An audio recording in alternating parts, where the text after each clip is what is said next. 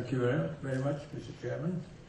Ladies and gentlemen, I'm back here again after 3 months, and for many times before.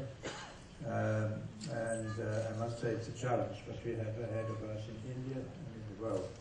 I'll just highlight in a very short time. I should have 20 minutes, but I tried to compress it to 10 not to deprive you of lunch. There's one important point, which is the fuel side, and I'll show you some figures from IEA in Paris and so on, which are mostly wrong. This peak diagram you probably all know. This illustrates the critical midpoint of petroleum, which is on the decline. So we have to live without petroleum by the end of the century. So we have to do all these things on the right-hand side, which is the subject of this conference. But one important issue is fuels. We mostly talk about electricity, which is fine, but it's only about 20% of energy. Over 80% is fuels and fossil fuels. And as you know, India is short of fossil fuels. Most of the countries are short of fossil fuels. Switzerland doesn't have any, because Saudi Arabia has a bit more, but it's also coming to an end. Now here, this is a statistic from the energy cake from IEA in Paris, showing 86% fossil fuels, including coal of course, and only a few percent renewables, which is a lie. It was always wrong. The IEA statistics were always wrong. The BP statistics even worse. They show only a few percent renewable energy, and the truth is about 20%. So we have to change this. I hope these statistics will be corrected soon. This again is a forecast of the green power need, of the green energies, which have to replace the fossil fuels, which, or the mineral energies, which are going down. By the mid of the century, will be mostly gone at affordable cost. This includes uranium. All the mineral energies is not only fossils, it's also uranium. So to plan nuclear power plants is the most stupid thing you can do, because it's the most expensive way to generate electricity. The growth of the demand is going up because of growing population, higher standards of living, and this is all very optimistic. The growth of population is probably more.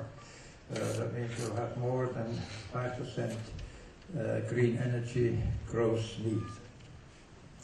Now, that's an interesting graph again, showing all the energies in this century. You will see by the end of the century, there's not much left of the mineral energies, and we have to replace the fuels. 80% fuels. So, of course, electricity is fine. We have to do more of it, more and more of it. It's about 20%. Maybe we can increase it to 40, but we still have the rest fuels. And this is the task which I will illustrate now, which we can do. This is a list of all the renewables. I can't go into details now because of time. We have the bioenergy, hydropower, wonderful.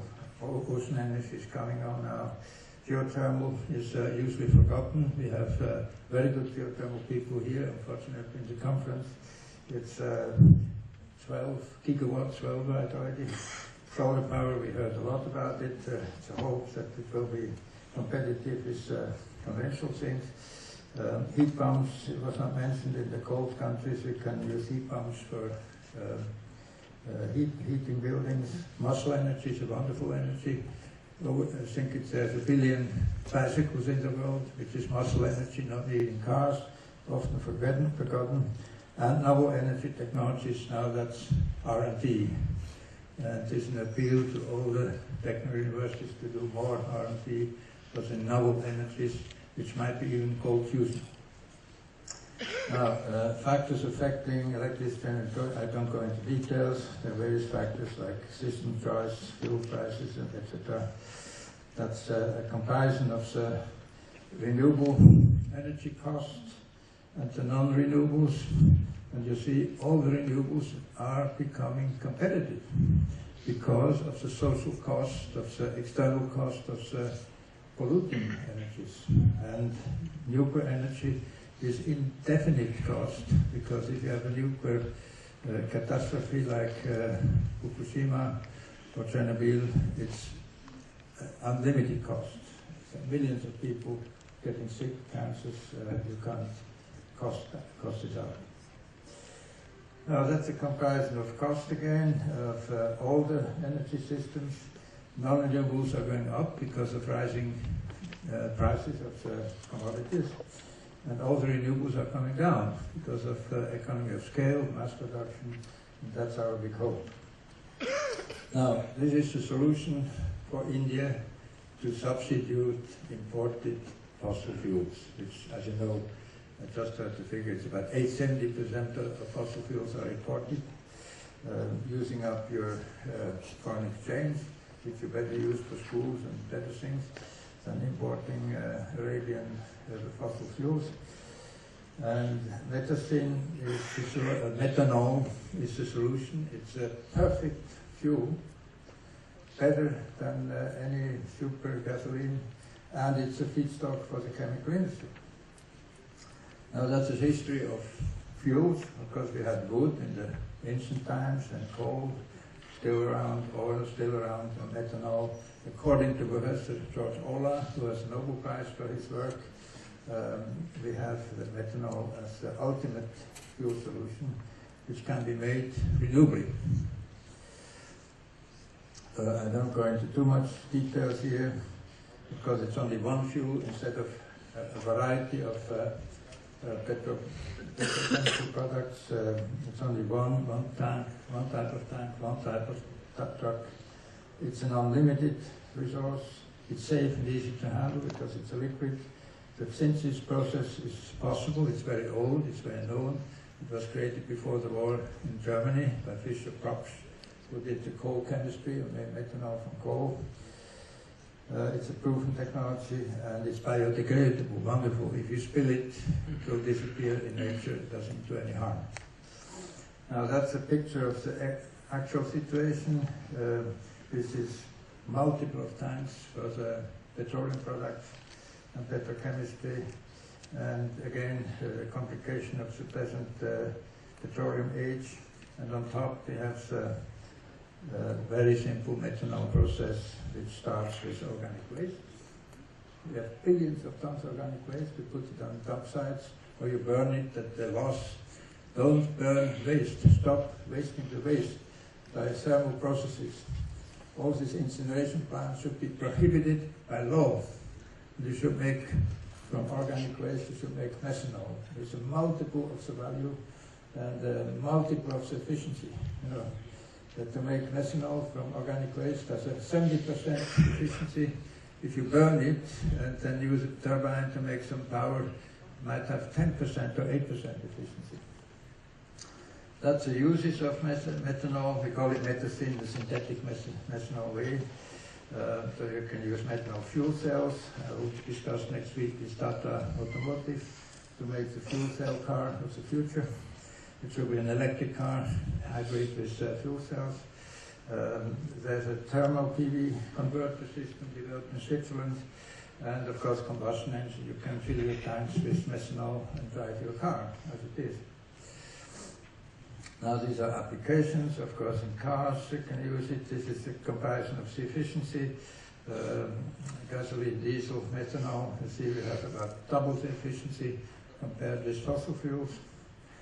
And that's in one picture the forecast, what is going to happen. Now we depend all on the fossil fuel sources, driving everything, flying everything. We have a temporary solution, methanol from natural gas, which is done in Qatar and all over the world, 60 million tons per year. But it's the wrong way because you use fossil fuels to make methanol, which is stupid. And ultimately we have renewable energies making methanol and replacing all the fossil fuels for the rest of the history of India and the world. That's a system of, that's a history of waste, which is totally wrong. We are talking now to the mayors of Mumbai, Kandigar, etc., to introduce now the fourth generation. You know, landfills is a sin. You know, it's spoiling the groundwater. It makes methane emission for global warming. Incineration is totally uneconomical. You should prohibit it by law. And I'm talking now to the government people here to help to prohibit the incineration of waste. Methanization is the next step, but it's not very efficient. And methanization is the most efficient way, and the most profitable way to use the waste. This is the waste types. I can't go into detail, but I leave you the PowerPoint here so everybody can have a copy of it. That's a process of how to make methanol from organic waste. That's a comparison of the fuel cost. Methanol is the cheapest fuel, cheaper than hydrogen, of course, and also fossil fuels. And that's again the appeal. Stop wasting the waste, make methanol. And I hope you have more time. There is a waste session this week. I think we can come back to the subject. Okay? So, of course, don't go through the other options. We have hydropower. We discussed this all. I just want to concentrate on the fuel side. It's a very important issue. Thank you very much.